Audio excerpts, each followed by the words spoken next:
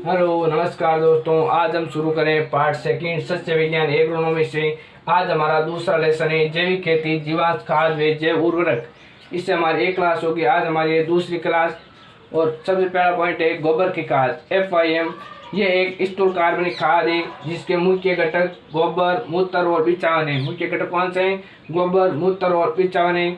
इसमें नाइट्रोजन है 0.50%, फास्फोरस है 0.25% और पोटेशियम है 0.50%। नाइट्रोजन भी है 0.50% और पोटेशियम है 0.50%, लेकिन फास्फोरस है 0.25%। ये 3 माह में सड़कर तैयार होती है। गोबर की खाद साधारणतया 3 माह में सड़कर तैयार होती है तथा इसका प्रयोग खेत में फसल बोने से 1 माह पूर्व करते हैं। तो इसका प्रयोग कब करते हैं? तो फसल बोने के 1 माह पूर्व। विभिन्न फसलों के हिसाब से खेत में गोबर खाद 10 से 25 टन तक डाली जाती है। वे फलदार पौधों में 10 से 20 केजी प्रति पौधा पर्याप्त है। तो फलदार पौधों में गोबर की खाद कितनी डालते हैं? तो 10 से 20 केजी प्रति पौधा। सामान्य फसलों में हम 10 से 15 टन, व सब्जियों में 20 से 25 टन प्रति हेक्टर के हिसाब से गोबर की खाद प्रयोग में लेते हैं। सामान्य फसलों में 10 से 15, सब्जियों में 20 से 25, व फलदार पौधों में 10 से 20 केजी प्रति पौधा पर्याप्त होता है। गोबर खाद में अमोनिया के नुकसान को रोकने के लिए जिप्सम परिरक्षित पदार्थ के रूप में काम लेते हैं। तो अमोनिया के नुकसान को रोकने के लिए कौन सा परिरक्षित पदार्थ काम में लेते हैं? तो वह जिप्सम CSO4 जीवाश्म खाद के उपयोग से क्षारीय मृदा का pH मान कम होता है। जीवाश्म खाद के प्रयोग से क्षारीय मृदा का मान क्या होता है? pH मान कम होता है एवं मृदा की क्षारीयता व लवणीयता में सुधार होता है। किससे सुधार होता है? तो जीवाश्म खाद से। FIM की विधियाँ वर्तमान में प्रचलित विधि है हीफ विधि। वर्तमान में प्रचलित विधि कौन सी है? हीफ विधि। इस विधि में गोबर खाद को धरातल पर सीधे घेर कर तैयार की जाती है, इसलिए ये एक दोषपूर्ण विधि है, क्योंकि इस विधि में गोबर पूर्ण रूप से सड़ती नहीं है। दूसरी विधि है संशोधित गड्ढा विधि। एक पशु के लिए 1 मीटर गहरा, 2 मीटर चौड़ा व 3 मीटर लंबा गड्ढा 1 वर्ष के लिए पर्याप्त रहता है। कितना रहता है? तो 1 मीटर तो गहरा, 2 मीटर चौड़ा व 3 मीटर लंबा गड्ढा 1 वर्ष के लिए पर्याप्त रहता है। रेतुली भूमि में गड्ढे पक्के बनाते हैं। इस विधि में खाद 5 से 6 माह में सड़कर तैयार होती है। इस विधि में कब होती है? तो 5 से 6 माह में सड़कर तैयार होती है।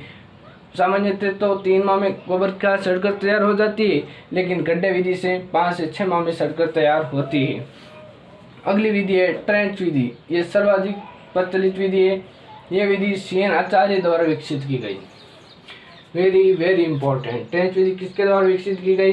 तो CN आचार्य के द्वारा। इस विधि से खाद में नाइट्रोजन की मात्रा अधिक होती है। इस विधि से गोबर खाद तैयार करने से किसकी मात्रा अधिक होती है? तो नाइट्रोजन की। इसमें 6 मीटर लंबी, 1.5 मीटर चौड़ी व 1 मीटर गहरी खाई खोद कर तैयार की जाती है।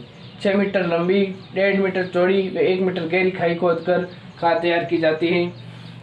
गोबर खाद तैयार करने की सर्वोत्तम विधि है। गोबर खाद तैयार करने की सर्वोत्तम विधि कौन सी है? तो ट्रेंच विधि। अगले हमारा दूसरा पॉइंट है कंपोस्ट। ये एक जैव रासायनिक क्रिया है। कंपोस्ट क्या है? ये एक जैव रासायनिक क्रिया है जिसमें वायवीय तथा अवायवीय जीवाणुओं द्वारा कार्बनिक पदार्थों को विघटित कर खाद बनाते हैं। ये एक जैव रासायनिक क्रिया है जिसमें वायवीय तथा अवायवीय जीवाणुओं द्वारा कार्बनिक पदार्थों को विघटित कर खाद बनाते हैं। कंपोस्ट फार्म अवशिष्टों व शहरी कस्बों के अपशिष्टों से तैयार की जाती है। कंपोस्ट किससे तैयार की जाती है?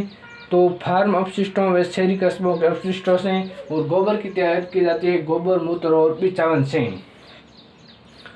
इसकी पहली विधि है एडको विधि। कंपोस्ट की यह विधि हर्चिसन व रिचर्ड ने 1921 में इंग्लैंड में विकसित की। कंपोस्ट की यह विधि एडको विधि किसने विकसित की? तो हर्चिसन व रिचर्ड ने 1921 में इंग्लैंड में विकसित की। इसमें गोबर की जगह एडको पाउडर काम लेते हैं। क्या काम लेते हैं? तो एडको पाउडर।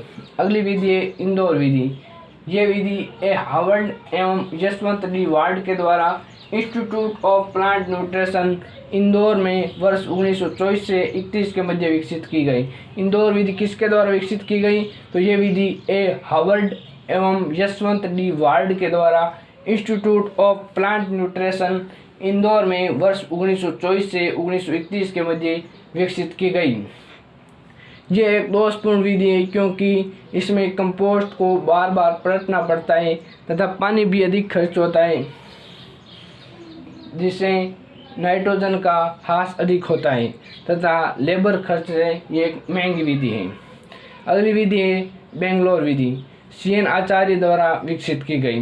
बेंगलोर विधि किसके द्वारा विकसित की गई? तो CN आचार्य के द्वारा विकसित की गई। भारत में सर्वाधिक प्रचलित विधि कौन सी है? तो वो है बेंगलोर विधि। वे शहरी क्षेत्रों में सर्वोत्तम विधि कौन सी है? तो वो भी ये भी है बेंगलोर विधि। भारत में सर्वाधिक प्रचलित विधि व शहरी क्षेत्रों में सर्वोत्तम विधि कौन सी है? तो वो है बेंगलोर विधि, और यह विधि CN आचार्य के द्वारा विकसित की गई। इस विधि में खाद को बार बार पलटना नहीं पड़ता है। ये एक अवायवीय विधि है। क्या विधि है? ये एक अवायवीय विधि है। अगली है नेडेफ विधि, महाराष्ट्र के कृषक नेडेफ काका के द्वारा विकसित की गई। नेडेफ विधि किसके द्वारा? तो महाराष्ट्र के कृषक नेडेफ काका के द्वारा विकसित की गई। इस तैयार कंपोस्ट में नाइट्रोजन होता है 0.5 से 1.5%, फास्फोरस होता है 0.5 से 0.9%, पोटेशियम होता है 1.2 से 1.4%, नाइट्रोजन 0.5 से 1.5%, फास्फोरस होता है 0.5 से 0.9% व पोटेशियम होता है 1.2% 1.4%। साधारणतया एक टैंक से 3 टन कंपोस्ट तैयार की जाती है। ये आज की हमारी क्लास 2 पॉइंट हमने कवर किए, गोबर की खाद, फिर दूसरा